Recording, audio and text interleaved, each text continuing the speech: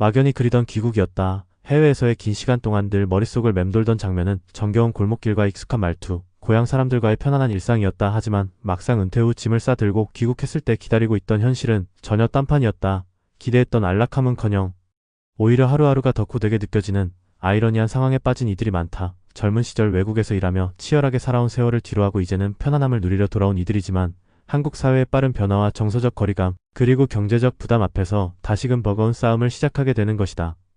첫 번째 사례는 미국에서 30년 넘게 식당을 운영하다 은퇴한 뒤 귀국한 김모 씨의 이야기다. 그는 은퇴 직후 서울 외곽의 작은 아파트에 정착했지만 적응은 예상보다 훨씬 어려웠다. 가장 먼저 부딪힌 문제는 고립감이었다. 미국에서는 한인 커뮤니티를 중심으로 늘 누군가와 어울리며 생활했고 손님들과의 소통에서도 활기를 느꼈지만 한국에 오자마자 그는 철저히 혼자가 되었다. 옛 지인들과는 연락이 끊긴 지 오래였고 이웃과도 큰 교류가 없었다. 마트에서 계산할 때조차 어색했고 스마트폰 사용이나 무인 기계 앞에서는 자신이 낯선 세계에 들어온 듯한 느낌을 받았다. 결국 김 씨는 우울증 초기 진단을 받았고 지금은 노인복지센터에서 적응 프로그램을 통해 조금씩 일상을 회복해가고 있다.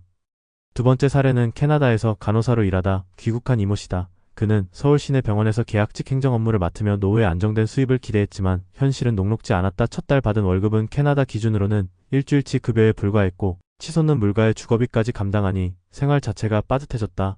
무엇보다 그를 힘들게 한 건 나이였다. 채용시장에서는 여전히 나이를 걸림돌로 보는 시선이 있었고 경력이 무색하게도 반복되는 서류 탈락에 자존감마저 흔들렸다. 결국 그는 구직을 포기하고 노후 자금을 쪼개 써야 하는 상황이 되었고 아직 60대 초반임에도 조기 소진될 자산에 대한 불안으로 매일 밤 잠을 이루지 못한다며 고충을 털어놨다. 세 번째 사례는 호주에서 건축 일을 하다 귀국한 박모 씨의 경우다. 그는 귀국 후 자녀들과 가까이 살며 손주를 돌보고 농촌 체험마을에 정착해 자급자족에 가까운 삶을 꿈꿨다. 하지만 현실은 달랐다. 한국의 행정 절차와 제도는 그가 외국에서 익힌 방식과는 전혀 달랐고 작은 텃밭이라도 운영하려면 온갖 허가와 서류가 필요했다. 더욱이 농촌 지역에서는 외부에서 온 사람에 대한 거리감이 커 지역 주민들과 쉽게 어울리지 못했고 결국 그는 마을에서 고립된 삶을 살게 되었다. 그가 느끼는 가장 큰 어려움은 소속감의 부재였다. 그는 고향에 돌아왔음에도 여전히 어딘가 떠도는 느낌에서 벗어나지 못했고 말은 통하지만 마음은 닿지 않는 일상의 회의감을 느끼고 있다. 이 세 사람의 공통점은 바로 돌아왔지만 돌아온 게 아니다라는 현실이다. 그들은 모두 귀국을 통해 편안하고 안정된 노후를 기대했지만 예상과 다른 한국 사회의 변화와 정서적 단절, 경제적 어려움에 부딪히며 하루하루를 버티고 있다. 문제는 이런 사례가 점점 늘고 있다는 데 있다.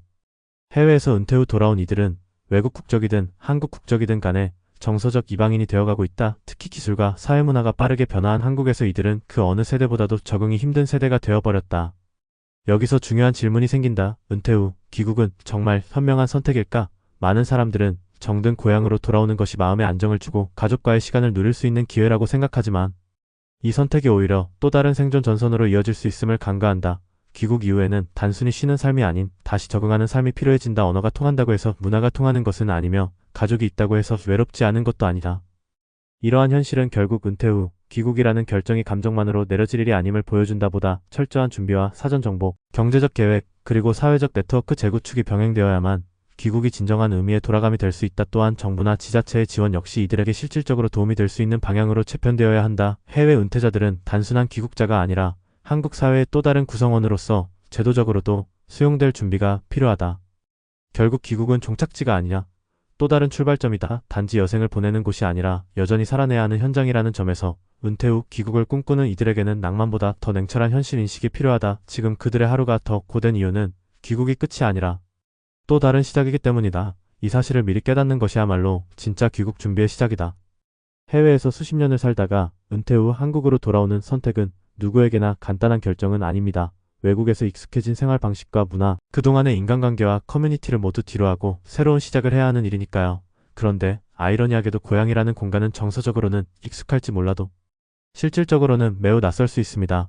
귀국 후 매일이 고되다는 이야기가 점점 많아지는 이유도 여기에 있습니다. 고국이지만 더 이상 익숙하지 않은 환경에서 살아가는 데 필요한 것은 단순한 적응을 넘는 전략적인 준비와 마인드셋입니다. 귀국을 결심한 배경은 다양하죠. 한 사람은 부모님의 부양을 위해, 또 다른 이는 의료비가 부담돼서, 혹은 자녀들과 가까이 지내고 싶어서 귀국을 선택합니다. 어떤 이유든 간에 그 선택의 끝엔 대부분 이제는 좀 쉬어야겠다는 생각이 깔려 있습니다. 하지만 현실은 그 생각을 무너뜨립니다. 쉬기 위해 왔는데 다시 싸워야 하는 느낌, 이건 대부분의 귀국 은퇴자들이 공통으로 호소하는 부분입니다. 먼저 정서적인 고립에 대해 이야기해봅시다. 해외에서 오래 생활한 사람들은 자연스레 그 나라의 문화와 사고방식에 물들게 됩니다.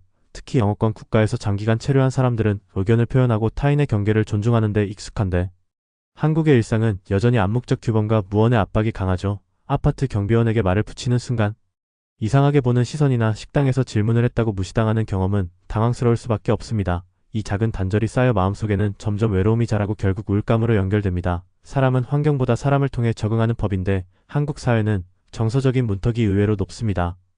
경제적인 문제도 만만치 않습니다. 해외에서 성실히 일하고 모은 돈이면 한국에서는 여유 있게 살 수 있을 줄 알지만 생각보다 한국의 생활비는 빠르게 오르고 있습니다.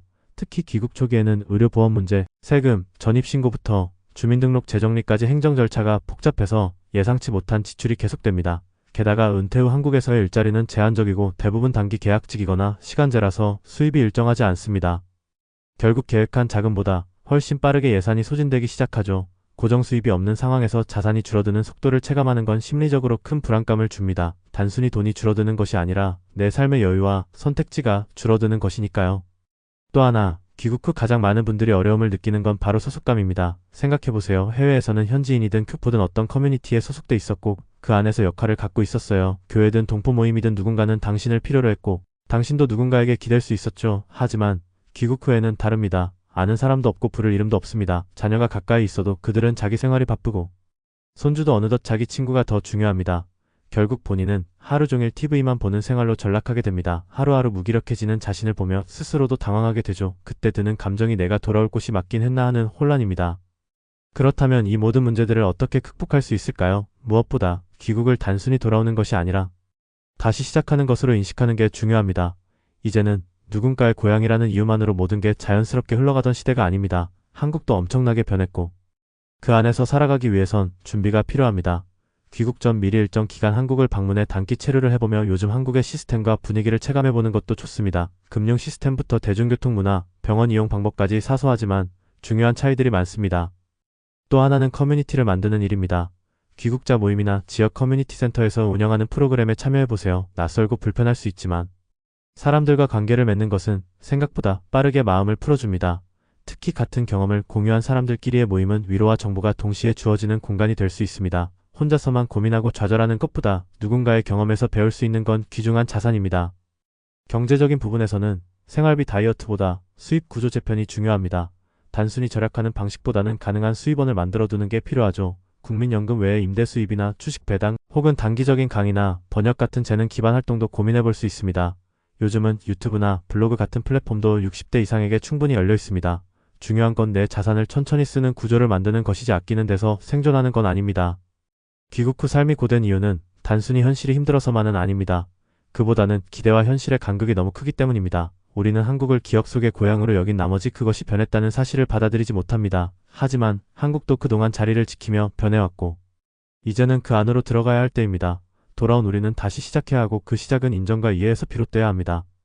은퇴 후 귀국을 고민하고 있다면 먼저 자신에게 솔직해져야 합니다. 내가 원하는 건 무엇이고 그것을 한국에서 얻을 수 있을까? 이 질문에 충분한 고민이 필요합니다. 만약 대답이 모호하다면 귀국은 잠시 유보하고 더 준비할 시간으로 삼는 게 나을 수도 있습니다. 무작정 돌아오면 고생입니다. 하지만 철저히 준비하고 돌아오면 그곳도 새로운 삶의 무대가 될 수 있습니다. 고향이라는 이름에 기대지 않고 내가 살아갈 공간으로 새로 바라보는 자세, 이것이 진짜 귀국의 출발점이 아닐까요?